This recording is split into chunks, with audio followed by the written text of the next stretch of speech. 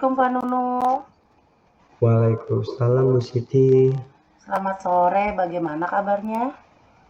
Alhamdulillah Ibu agak sedikit batuk sih Bu ya. Tapi alhamdulillah udah lebih baik gitu Bu.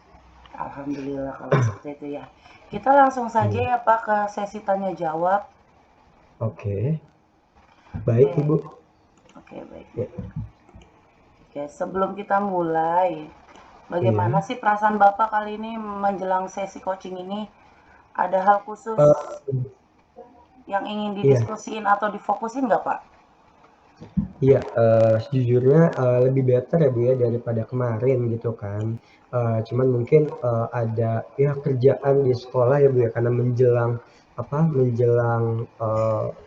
ujian, jadi memang ada apa namanya, ada banyak kerjaan yang ya sebagai suatu tantangan lah Bu ya di dalam dunia pendidikan. Mungkin itu yang saya rasakan saat ini gitu.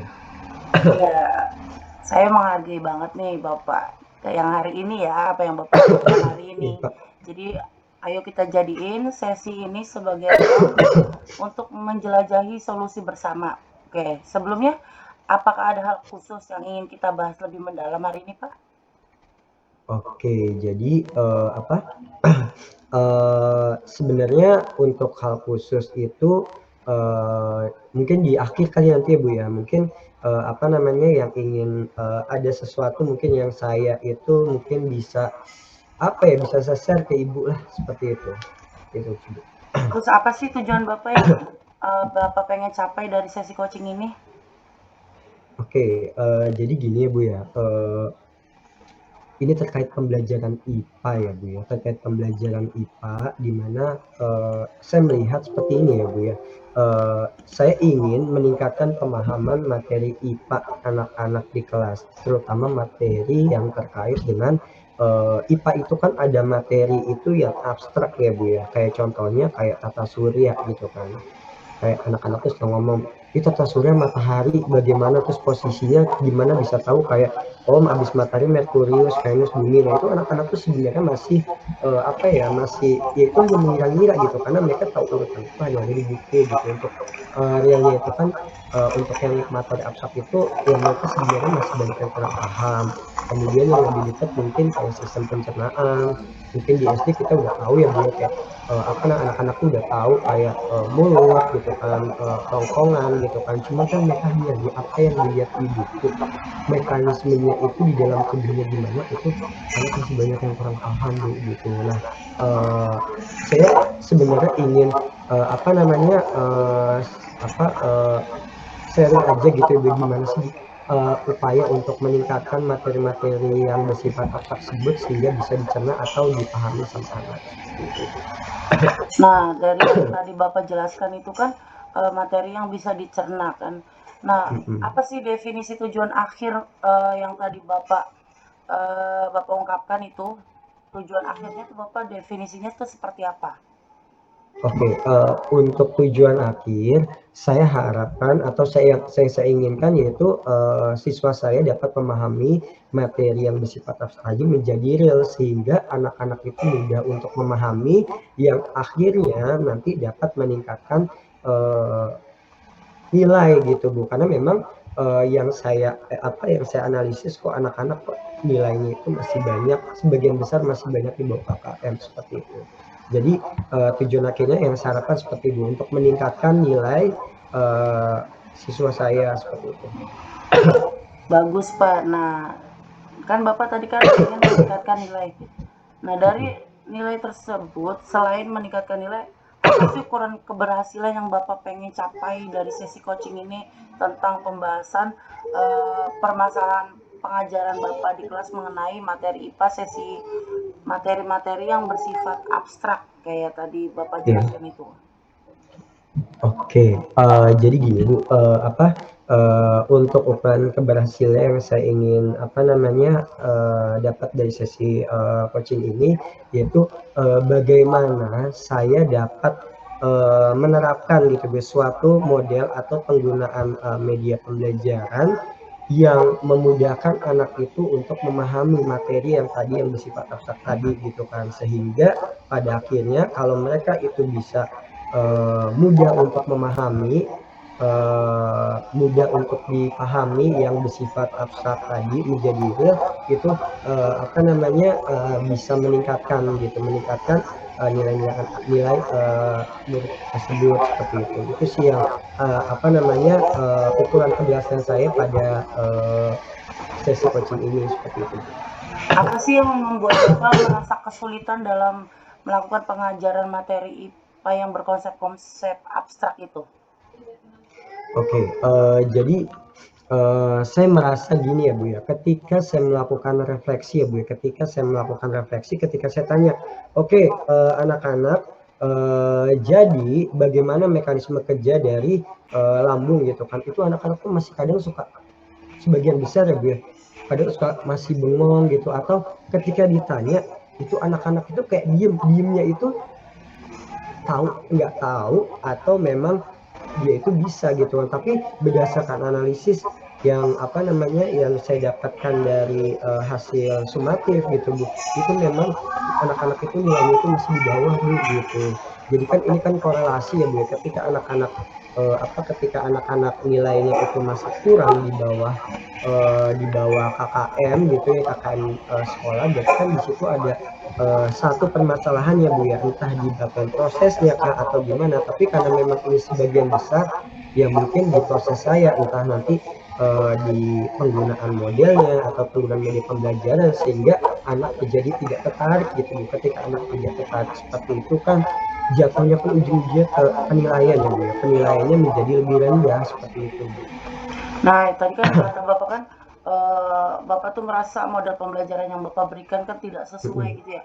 Nah, bagaimana sih Iya. perasaan itu bisa muncul di diri Bapak kalau merasa pembelajaran itu tuh tidak sesuai sehingga menyebabkan maksudnya model pembelajaran yang Bapak berikan atau gaya belajar yang Bapak berikan kepada anak-anak itu tidak sesuai, bagaimana sih perasaan itu bisa muncul selain yang Oke. tadi Bapak ceritakan nilai anak-anak yang kurang gitu. Oke, jadi memang sejujurnya sebagian besar ya Bu ya, sebagian besar itu kan memang saya mengajar ada di 4 level, bukan 4 level, maksudnya 4 kelas ya Bu ya.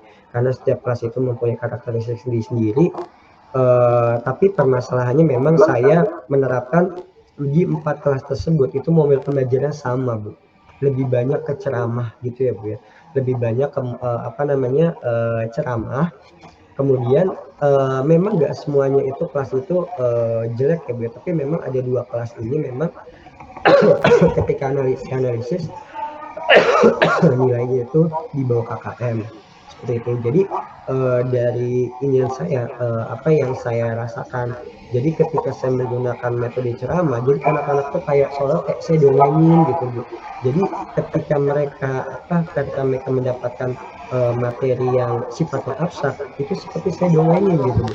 Jadi anak-anak tuh kayak kurang aja gitu, kurang menangkap seperti itu. Dan media pembelajaran yang saya gunakan juga masih PPT biasa gitu Bu. Jadi ada saya mau ingin merubah hal itu gitu, merubah model dan penggunaan dari media pembelajaran yang selama ini saya gunakan yang masih model lama seperti itu. Oke, tadi kan Bapak cerita ya, Bapak kan mengajar 4 kelas gitu ya. Nah, dari kelas Iya. itu kan dia mengalami kesulitan ya Pak ya. Nah, gimana sih Iya. Bapak menghadapi situasi tersebut supaya yang 2 kelas ini tuh ya paling tidak dia itu bisa melewati KKM paling tidak, atau enggak bisa mencapai tujuan pembelajaran yang Bapak inginkan gitu. Gimana itu Bapak menghadapi situasi tersebut? Oke. Jadi gini Bu, karena kan memang setiap kelas itu karakteristiknya memang berbeda. Memang ada di 2 kelas itu yang kalau bisa dibilang itu kelas unggulan ya Bu ya, kelas unggulan. Jadi kalau kata orang kelas unggulan, ya kasih aja kayak gini nanti dia udah bakal mencerna sendiri gitu. Tapi 2 kelas lainnya itu nggak bisa Bu, gitu kan. Jadi memang harus ada treatment yang berbeda. Jadi untuk 2 kelas ini, jadi 2 kelas ini mungkin boleh saya bilangnya dia slow learner ya Bu ya. Saya akan mencoba di 2 kelas ini dari hasil analisis nilai saya. Jadi saya akan menerapkan pembelajaran dengan model discovery learning gitu. Discovery learning di mana mereka mencari ilmunya sendiri gitu. Kemudian saya akan menggunakan media pembelajarannya itu mungkin bisa menggunakan berbasis augmented reality ya Bu ya. Jadi augmented reality itu kan menampilkan mekanisme kerja kalau kita sekarang lagi materi sistem gerak pada manusia.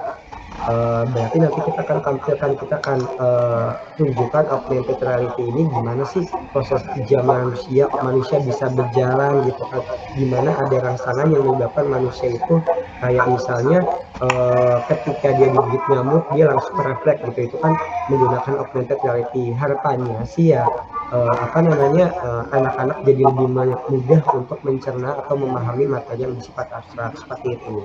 Nah, kemudian ini akan saya terapkan di dua kelas yang tadi. Berdasarkan nilai ini ya kita golongkan kelasnya itu menjadi kelas low learner seperti itu. Oke, berarti kan Bapak akan menggolongkan anak tersebut menjadi kelas yang memang berbeda ya Pak dari yang dua kelas sebelumnya. Terus Bapak juga akan menerapkan model discovery, terus dia pembelajarannya juga diganti augmented reality. Nah, kira-kira tuh ada nggak sih Pak hambatan yang bakal Bapak temui kalau Bapak gunain dua solusi ini dan permasalahan Bapak di dua kelas yang Bapak bilang itu slow learner itu? Baik Ibu, jadi kalau hambatan ya Bu ya, karena memang kan anak-anak terbiasa dengan model ceramah ya Bu ya. Anak-anak ceramah gitu kan, saya dongengin gitu kan, cuman memang ketika saya evaluasi, lah kok hasilnya seperti ini gitu kan. Nah mungkin anak-anak akan kaget untuk pertama kali ketika mereka mendapatkan dengan model discovery learning. Kenapa? Karena discovery learning ini sendiri kan kita tuh ada beberapa sintaks dan mencari jawaban atas permasalahan yang ada. Dia menjadi mungkin di awal-awal tantangan seperti itu, anak-anak kan kaget kok biasanya ngajarnya begini gitu kan, menjadi seperti ini gitu. Kemudian untuk penggunaan augmented reality gitu kan, mungkin anak-anak juga belum terbiasa. Jadi untuk pertama kali ini mungkin saya akan coba membimbing membimbing tiap kelompok, karena kan memang kita bagi kelompok ya Bu ya. Jadi supaya anak-anak itu bisa, nanti saya akan coba untuk ada setiap di bagian kelompok itu ada ketuanya. Nanti saya akan coba untuk memberikan cara menggunakannya bagaimana gitu, biar nanti mereka bisa sharing sama teman-temannya seperti itu. Untuk tantangannya ya Bu. Hambatan. Apa hal lain yang Bapak mau tambahin untuk tantangan atau hambatan yang itu? Oke, mungkin karena ini terkait dengan terkait dengan discovery learning ini kan sumbernya itu kan kalau di sekolah itu kan biasanya anak-anak itu lebih suka menggunakan internet ya Bu ya. Kadang memang internet kita itu ketika diakses bersamaan dari semua level itu agak lambat seperti itu Bu. Itu mungkin salah satu hambatan gitu kan. Jadi mereka ya kalau saya pikir satu kelompok ya udah mungkin satu kelompok satu aja mereka yang mencari barang di satu device, supaya apa, jadi akses itu nggak terlalu banyak sehingga menjadi lemot, nanti malah takutnya waktunya udah habis anak-anak belum selesai seperti itu. Oh gitu ya, itu bagus sih Pak. Bapak ya. Nah sekarang dari hambatan tadi, solusi yang Bapak temui gitu, apa sih rencana Bapak dalam mencapai tujuan pembelajaran yang Bapak pengen di pembelajaran IPA yang di dua kelas yang slow learner tadi tentang materi IPA yang konsepnya abstrak? Oke, jadi langkah pertama itu mungkin saya akan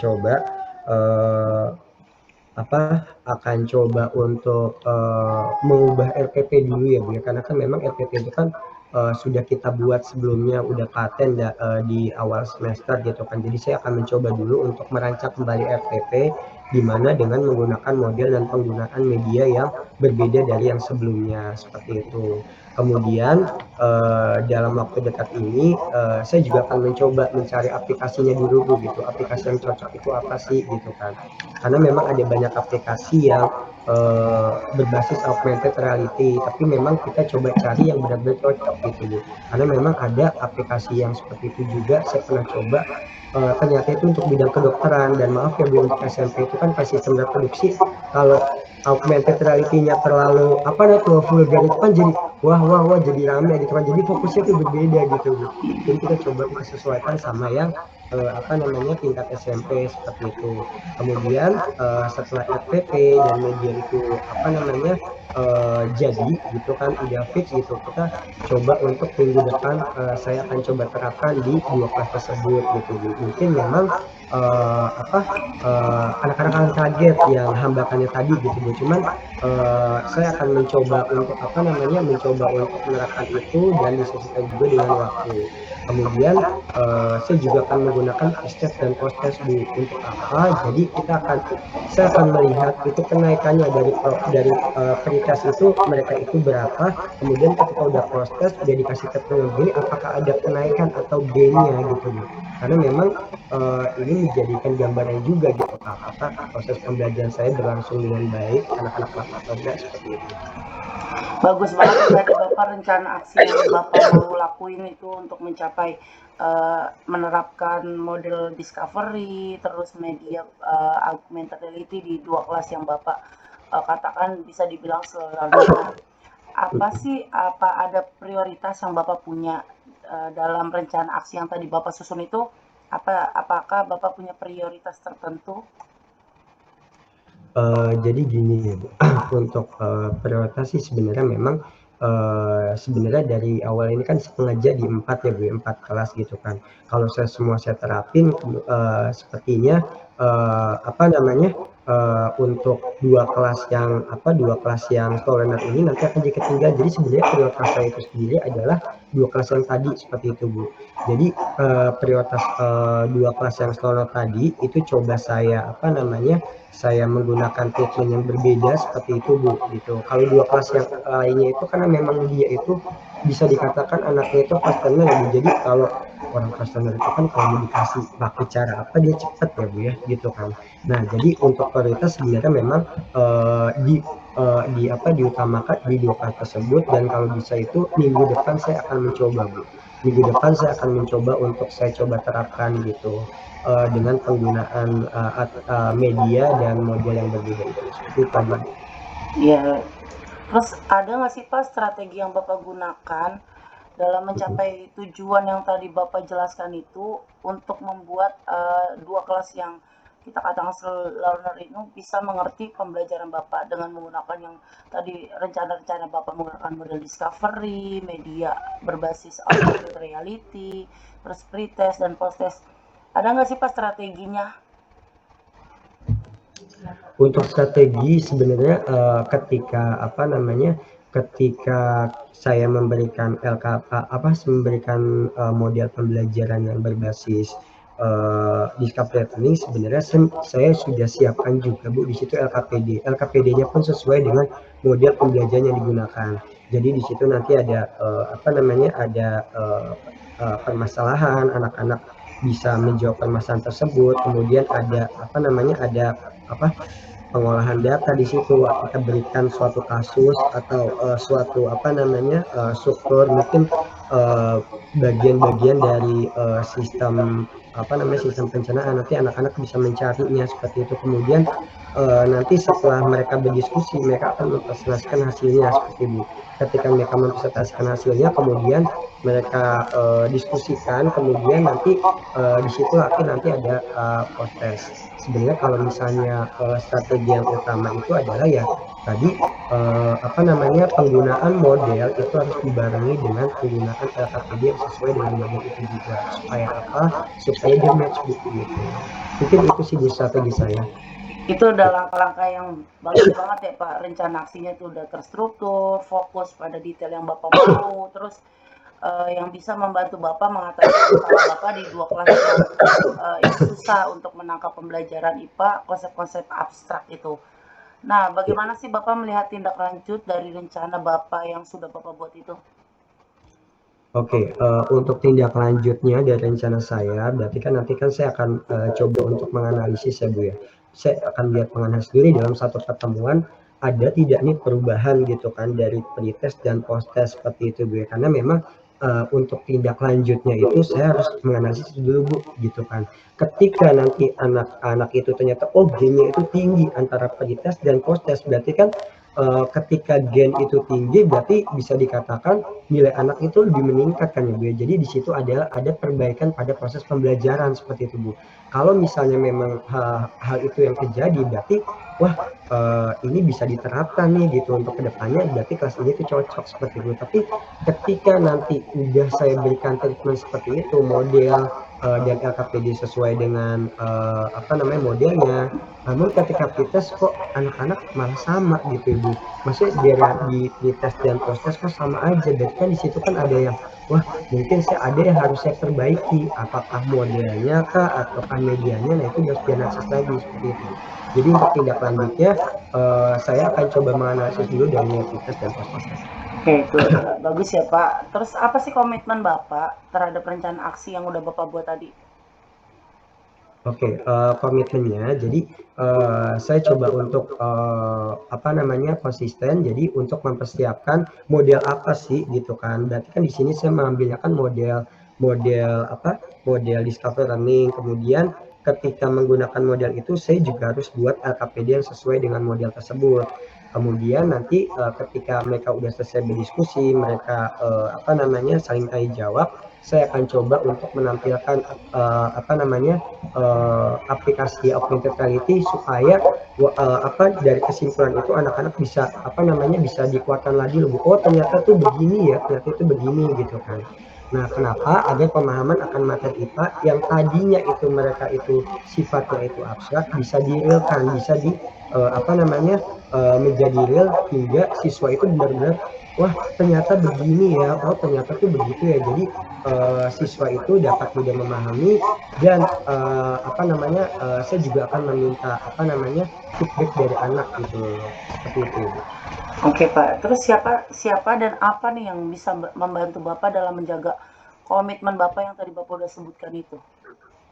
Oke, saya akan meminta bantuan dari rekan sejawat yaitu guru IPA. Jadi ketika saya akan menggunakan apa namanya model ini dan media pembelajaran ini, karena memang kan di satu level ada 2 guru IPA ya Bu ya.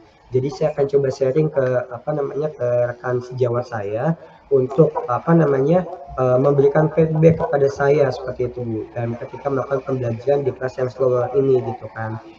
Dan saya percaya dukungan dari rekan saya ini akan menjadi motivasi dan pemantik perbaikan dalam cara saya mengajar di kelas seperti itu.